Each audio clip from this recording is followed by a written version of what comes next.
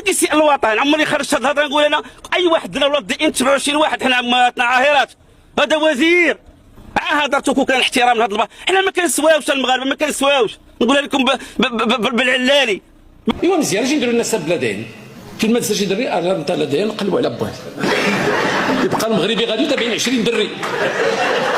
بالمناسبه اللي سبق لهذا الوزير هذا ايضا التطاول على شرف المراه المغربيه وعلى الام المغربيه، منين كان قال داك الجمله ديالو الخطيره الخوت واللي هذا الشيء ما خاصوش يدوز، لاننا الخوت حنا ما يمكن الخوت راه ما يمكن ليناش حنا، ما يمكنناش حنا كشعب كمغاربه تدوز علينا واحد الامور خطيره. يجي واحد الرجل اللي هو فاعل حكومي ويقول اذا جينا نعملوا لا دي ان في هادشي فيما يتعلق بالنسب غيولي المغربي غادي وتابعينو 20. واش الخوت نتوما ولاد الزينه؟ واش الامهات والام المغربيه والمراه المغربيه